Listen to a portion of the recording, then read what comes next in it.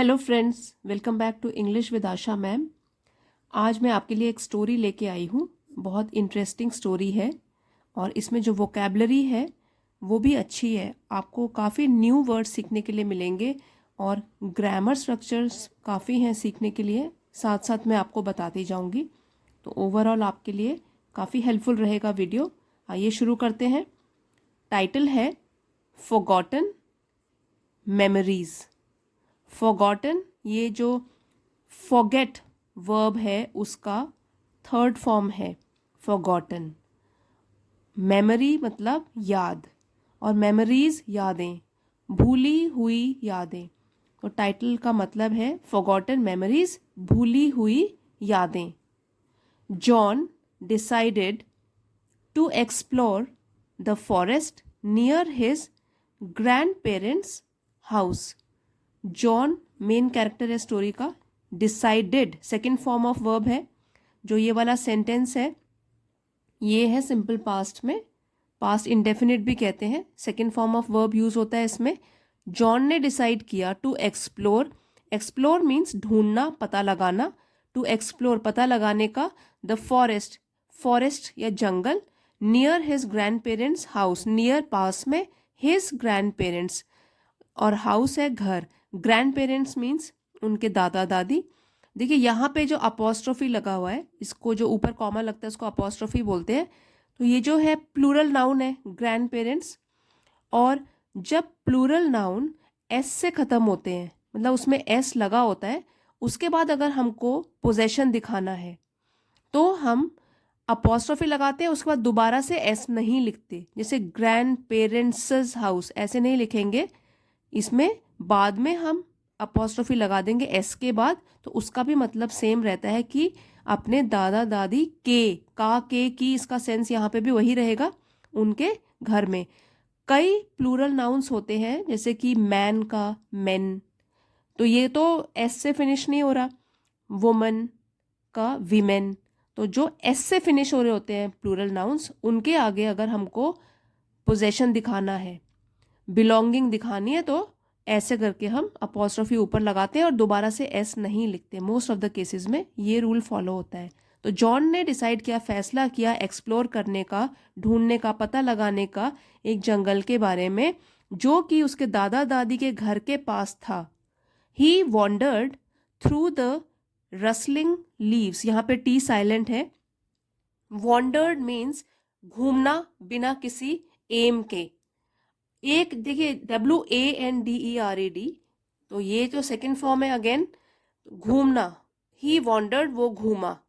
तो एक होता है वंडर, WONDER वंडर, ये होता है कि आश्चर्य जताना, हैरानी प्रकट करना। लेकिन यहाँ पे क्या है, वॉन्डर्ड, और वो है वंडर। तो वो घूमा। Through the rustling leaves, through से, रसलिंग लीव्स मतलब जब लीव्स ड्राई हो जाते हैं तो उनका जो साउंड आवाज़ होती है फड़फड़ाने की, वो वाले आवाज़ को बोलते हैं रसलिंग। फड़फड़ाते हुए पत्तों के बीच से वो घूमने गया या वो घूमा। The colours of fall surrounding him. Colours मतलब रंग, और फॉल होता है पतझड़ के महीने को बोलते हैं फॉल। तो जो भी ऑटम सीजन होता है उसमें पतझड़ होता है और अलग अलग पेड़ अलग अलग कलर के पत्ते नीचे झड़ते हैं पेड़ों से। तो उन्हीं की फड़फड़ाहट के through the colours of fall surrounding him. Colours मतलब जो रंग था गिरे हुए पत्तों का, उसने उसे घेरा हुआ था, क्योंकि वो कहाँ है, अभी जंगल में है।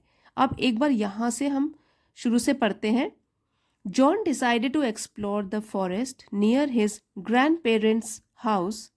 He wandered through the rustling leaves, the colors of fall surrounding him. As John delved deeper into the woods. तो यहाँ पे delve का मतलब होता है गहरी खोज करना, और deeper जहाँ और घना होता जाता है जंगल, तो वहाँ है deeper into the woods। woods भी जंगल को बोलते हैं। तो as, जैसे ही जॉन आगे बढ़ा और भी गहरे जंगल की तरफ खोज करने के लिए, गहरी खोज करने के लिए, इनटू द वुड्स जंगल में, he stumbled upon an old abandoned abandoned cabin. Stumbled upon ये phrasal verb है, इसका मतलब होता है अचानक से कोई चीज मिलना, और abandon मतलब छोड़ा हुआ, त्यागा हुआ। तो यहाँ पे है कि जब वो और घने जंगल में अंदर गया तो उसे अचानक से मिला एक पुराना और छोड़ा हुआ केबिन, एक कमरा। इट्स वुडन फसाड, इसको कैसे बोलेंगे, facade, showed science of weathering. It's जो है पर्सनल प्रोनाउन है, जो केबिन था उसका वुडन फसाड, वुडन मतलब लकड़ी से बना हुआ, और फसाड का मतलब होता है बाहरी अपीयरेंस, मतलब बाहर से कोई चीज कैसी दिखती है। तो ये हो सकता है कि रियलिटी से बिल्कुल अलग हो। तो फसाड वैसे हम बाहरी दिखावे को भी बोलते हैं। यहाँ पे होगा आउटर अपीयरेंस, मतलब बाहर से वो वुडन वाला घर कैसा लग रहा था, वुडन केबिन कैसा लग रहा था। शोड साइंस ऑफ वेदरिंग, वो दिखा रहा था साइन, चिन्ह, निशान ऑफ वेदरिंग। नाउ वेदरिंग का मतलब होता है कि खराब हो जाना किसी चीज का, और वो ज्यादातर किसके लिए यहाँ पे वेदरिंग यूज किया गया है कि केबिन खराब हो गया था हवा पानी के असर से, काफी पुराना था, वो त्यागा हुआ था, लोग उसमें रह नहीं रहे थे, तो उसकी केयर ही नहीं हो रही थी, तो क्या हो गया था वो, it was showing the science of weathering, मतलब खराब पड़ गया था, उसके चिन्ह साफ दिखाई दे रहे थे, उसके आउटर अपीयरेंस से, बाहर से जब कोई देखता है उसको तो ये दिख रहा था कि वो खराब पड़ गया है cabin. And the Windows were weld weld with dust. Wheel का मतलब होता है कोई पर्दा, तो यहाँ पे है कि विंडोज जो उसकी खिड़कियां थी वर वेल्ड विद डस्ट, डस्ट मतलब धूल, तो वो धूल से ढकी हुई थी। वॉज वर्ब के साथ वर्ब का तब थर्ड फॉर्म आता है तो वो है पैसिव में सेंटेंस। तो यहाँ पे कोई काम नहीं हो रहा है, क्या है, सिर्फ ये बताया जा रहा है कि जो खिड़कियां थी वो ढकी हुई थी धूल से। He cautiously pushed open the creaking door, तो ही किसके लिए यूज है प्रोनाउन, जॉन के लिए। कॉशियसली ध्यान से, कॉशन वर्ड से बना है, तो कॉशन तो नाउन होता है ध्यान देना, यहाँ पे है कॉशियसली ध्यान से उसने पुश्ड ओपन धक्का दिया खोलने के लिए द क्रीकिंग डोर। क्रीकिंग ये जो साउंड होता है, जैसे कि ऑयलिंग अगर किसी दरवाजे में नहीं हुई है तो वो कैसा साउंड करता है, कर की आवाज करता है, उसको बोलते हैं क्रीकिंग। जो वुडन डोर से, वुड से, लकड़ी से खासकर एक क्रीकिंग साउंड आता है, कर कर की आवाज आती है, उसी को बोलते हैं क्रीकिंग। तो उसने, क्योंकि वो घर तो ये केबिन यूज नहीं हो रहा है काफी दिनों से, he cautiously pushed open the creaking door, तो उसने बहुत ही ध्यान से धक्का देके खोला उस क्रीकिंग चरमराते हुए दरवाजे को। यहाँ पे भी देखिए ये पुश्ड ओपन, ये तो वर्ब है, और किस तरीके से, कॉशियसली ये एडवर्ब है, क्योंकि इसके बारे में हमको और बता रहा है। Revealing a forgotten interior frozen in time. Revealing means उजागर करते हुए, उजागर या बाहर आया, क्या रिवील हुआ, अ फॉरगॉटन इंटीरियर। फॉरगॉटन अगेन जैसे हमने टाइटल में पढ़ा, भूली हुई या भूला हुआ, इंटीरियर अंदर, जैसे भी वो दिख रहा था उसका अंदर का भाग, और फ्रोजन ये भी फ्रीज का थर्ड फॉर्म है, फ्रीज, फ्रोज, फ्रोजन, जमा हुआ, इन टाइम, समय के साथ। तो जॉन को नजर आया एक भूला हुआ अंदर का दृश्य, फ्रोजन इन टाइम, जो कि समय के साथ बिल्कुल जम गया हो, क्योंकि वहां पे कोई अंदर रह नहीं रहा है, तो ऐसा लग रहा है कि जैसे टाइम ठहर गया हो, और वहां का जो सामान है, इंटीरियर है उसका, वो बिल्कुल जमा हुआ हो, कोई एक्टिविटी नहीं हुई हो काफी टाइम से। Inside John discovered dusty furniture covered in white sheets and faded photographs on the walls. Inside अंदर, जॉन डिस्कवर्ड जॉन को पता लगा या जॉन ने पता लगाया, डस्टी फर्नीचर जो भी फर्नीचर था वो कैसा था, डस्टी धूल जमी हुई थी उसमें, कवर्ड इन वाइट शीट्स, और कवर्ड मतलब उसको कवर किया गया था, ढका हुआ था, इन वाइट शीट्स सफेद चादरों के साथ, and faded photographs on the wall. Faded means धुंधली या फीकी पड़ गई हों जो फोटोग्राफ्स, ऑन द वॉल्स तो दीवारों पर जो धुंधली तस्वीरें थी, और जो वहाँ का फर्नीचर था, टेबल चेयर्स वगैरह बेड, वो कवर किए हुए थे, ढके हुए थे वाइट शीट से। डस्टी जो है ये एडजेक्टिव है, फर्नीचर नाउन है, नाउन को डिस्क्राइब कर रहा है. Adjective dusty. It seemed as though the cabin held the echoes of a bygone era. seemed ऐसा प्रतीत होता था, ऐसा मालूम होता था. as though जैसे कि. the cabin वो जो केबिन था. held मतलब उसमें हो. the echoes means गूंज. of a bygone बीता हुआ. era युग. तो ऐसा प्रतीत होता था जैसे कि उस केबिन में पुराने युग की, बीते हुए युग की आवाज गूंज रही हो. तो जब वो अंदर घुसा तो उससे इस तरीके का महसूस हुआ. अब यहाँ पे जो दोनों वर्ब्स हैं, यहाँ पे देखिए सीम का सेकंड फॉर्म है सीम्ड, और होल्ड का हेल्ड, ये भी सेकंड फॉर्म है. ये सेंटेंस है हमारा पास्ट इंडेफिनिट या सिंपल पास्ट भी कहते हैं इसको. Curiously he examined the photographs trying to piece together the story of the people who once call this place home. बहुत ही ब्यूटीफुल सेंटेंस है ये.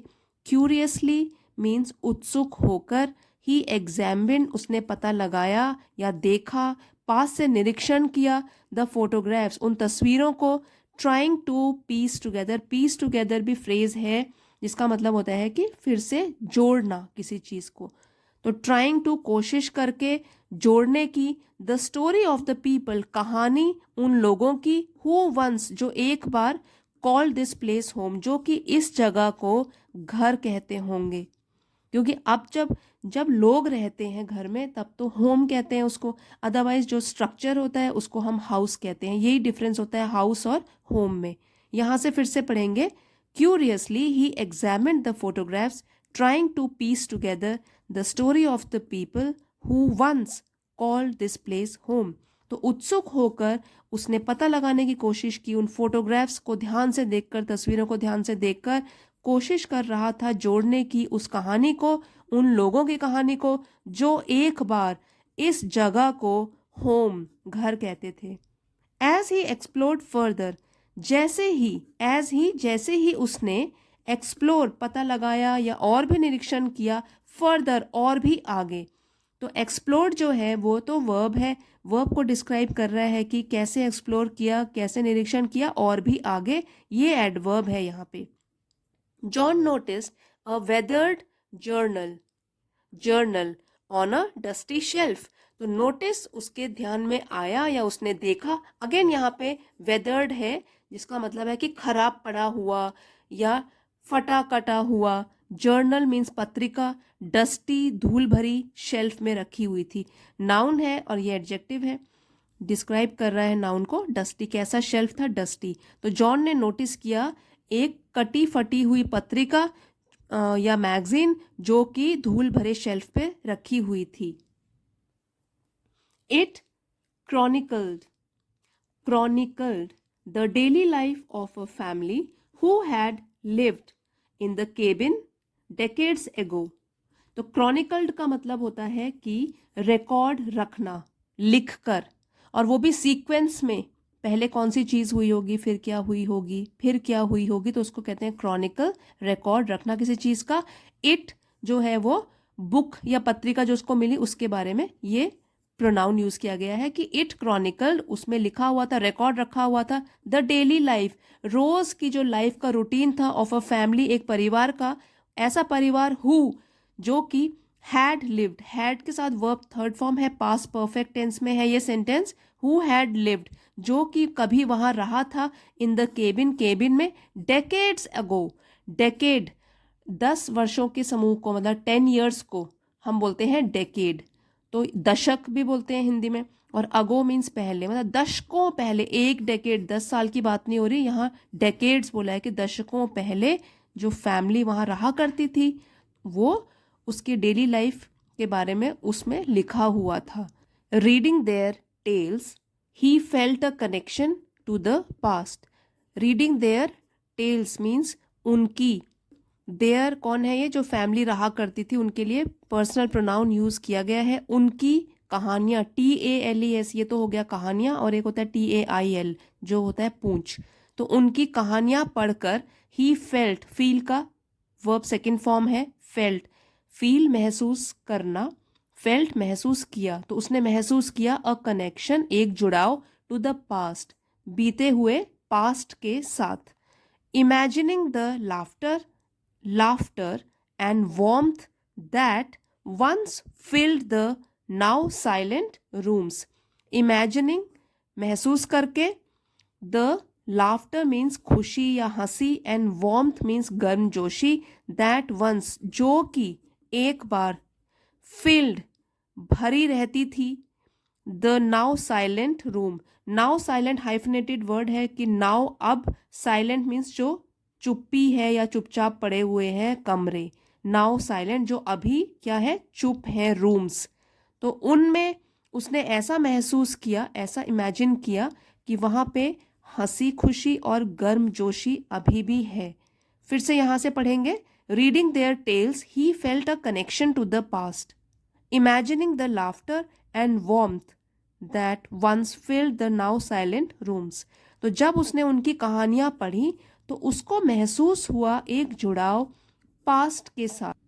इमेजिनिंग, जब वो इमेजिन करने लगा, वो महसूस करने लगा, वो हंसी खुशी और गर्मजोशी जो भरी रहती थी, अब जो खामोश पड़े हैं कमरे, उनमें जो गर्मजोशी और हंसी खुशी रहती होगी उस टाइम जब वो फैमिली के लोग क्रॉनिकल मीन्स रिकॉर्ड में सब लोग डेली की लाइफ लिखते रहते थे, तो वो उसने उनकी कहानियां जब पढ़ी तो वो महसूस किया कितना खुश रहा होगा वो परिवार जो कि इस घर में रहता था। The day slipped away as John immersed himself in the cabin's history, the day वो दिन, स्लिप्ड अवे मीन्स बीत गया, जल्दी ही बीत गया, तब कहते हैं स्लिप्ड अवे, एज जॉन जैसे ही जॉन, इमर्स मतलब उसने अपने आप को पूरी तरीके से डुबो दिया, हिमसेल्फ अपने आप को, इन द केबिन्स हिस्ट्री उस केबिन के घर की हिस्ट्री इतिहास में। अब यहाँ पर भी देखिए ये केबिन है, सिंगुलर नाउन है, उसमें हमने अपोस्ट्रोफी और एस लगा दिया, तो जो दिन था वो कब बीत गया उसको पता ही नहीं लगा, क्योंकि जॉन जो है वो पूरी तरीके से उसने अपने आप को डुबो दिया था उस केबिन के इतिहास को जानने के लिए। यहाँ पर भी देखिए ये फील्ड जो है सेकेंड फॉर्म में यूज किया गया है वर्ब, तो सिंपल पास्ट में है sentence, with the sun setting he decided to leave but promised to return, ये भी सिंपल पास्ट में है, वर्ब सेकेंड फॉर्म में यूज किया जाता है इस टाइप के सेंटेंसेस में। विद द सन सेटिंग, सूरज छिप चुका था, ढल चुका था, ही डिसाइडेड उसने फैसला किया, टू लीव जाने का, बट लेकिन, प्रॉमिस्ड वादा किया, टू रिटर्न वापस आने का। टू के साथ वर्ब की फर्स्ट फॉर्म हमेशा यूज होती है, ये ध्यान रखिए। तो with the sun setting he decided to leave but promise to return, तो सूरज के छुपने के साथ साथ उसने फैसला किया कि वो अब जाएगा, लेकिन उसने अपने आप से वादा किया कि वो दोबारा वापस आएगा। As he walked back through the autumn, as जैसे ही वॉक्ड बैक जब वो वापस चलना शुरू किया, थ्रू द ऑटम, ऑटम पतझड़ से, फॉरेस्ट मतलब पतझड़ वाले फॉरेस्ट जंगल से, John carried the stories of the forgotten cabin with him, John carried, carry का सेकंड फॉर्म है, ये सेंटेंस भी सिंपल पास्ट में है, जॉन अपने साथ कैरी ले गया, द स्टोरीज वो कहानियां, ऑफ द फॉरगॉटन केबिन भूले हुए केबिन या भूले हुए घर की, विद हिम अपने साथ, विद हिम अपने साथ, तो जॉन अपने साथ ले गया बहुत सारी कहानियां उस भूले हुए केबिन की, विद हिम अपने साथ। Eager to share the tales he had uncovered with his grandparents, eager उत्सुक होकर किस चीज के लिए, टू शेयर बांटने के लिए, साझा करने के लिए, द टेल्स कहानियां, ही हैड अनकवर्ड जो उसने सामने लाई थी या लोगों के सामने जो खोल दी थी, विद हिज ग्रैंड पेरेंट्स अपने दादा दादी के साथ, एंड परहैप्स और शायद, preserve a piece of history, preserve means बचा के रखना, पीस ऑफ हिस्ट्री इतिहास का एक टुकड़ा, that time had nearly erased जो कि समय ने, had nearly erase, nearly means लगभग, और हैड के साथ वर्ब थर्ड फॉर्म लगी है, पास्ट परफेक्ट टेंस में है सेंटेंस, जो कि इतिहास ने लगभग मिटा ही दिया था। और यहाँ पर भी देखिए हैड के साथ वर्ब थर्ड फॉर्म लगी है, ये वाला भी जो सेंटेंस पूरा है ये, तो वो है पास्ट परफेक्ट में। यहाँ से हम फिर से पढ़ेंगे। John carried the stories of the forgotten cabin with him, eager to share the tales he had uncovered with his grandparents and perhaps preserve a piece of history that time had nearly erased। जो कि यहाँ से अब इसका मतलब देखेंगे कि John अपने साथ ले गया बहुत सारी कहानियाँ भूले हुए केबिन की, उत्सुकता से शेयर करने के लिए, बांटने के लिए उन कहानियों को जो उसने अभी सबके सामने लाई थी अपने दादा दादी के साथ, और शायद इतिहास का एक टुकड़ा बचाने के लिए जो कि समय ने लगभग मिटा ही दिया था। इरेज्ड ये वर्ब है, वर्ब को डिस्क्राइब कर रहा है ये वाला नियरली, जो कि मिटा दिया था और वो भी लगभग, तो ये एडवर्ब है। अब इतिहास ने तो उसको मिटा ही दिया था, लेकिन जॉन ने उसको रीडिस्कवर किया और सभी को उस घर के बारे में और जानकारी मिली। आई होप फ्रेंड्स स्टोरी में आपको बहुत ही अच्छे न्यू वोकैबलरी वर्ड्स मिले होंगे सीखने के लिए, साथ ही ग्रामर स्ट्रक्चर भी आपने सीखा होगा। अगर आपको स्टोरी पसंद आई है तो प्लीज़ लाइक और शेयर ज़रूर करना, कमेंट्स में लिखकर बताना। अगर आपको मेरे एफर्ट्स समझाने के पसंद आते हैं, आपने कमेंट्स दे सकते हैं। इम्प्रूवमेंट की अगर गुंजाइश है तो आप बताइए, तो आई विल इनकॉर्पोरेट इट, मैं उसको फिर से इनकॉर्पोरेट करूँगी अपने आने वाले वीडियोज़ में। और चैनल पे नए हैं तो प्लीज़ चैनल को सब्सक्राइब कर लीजिए। इसी तरीके से नॉलेजेबल वीडियोस मैं आपके लिए रोज़ लेकर आती हूँ। Thank you friends for giving me your time. See you next time.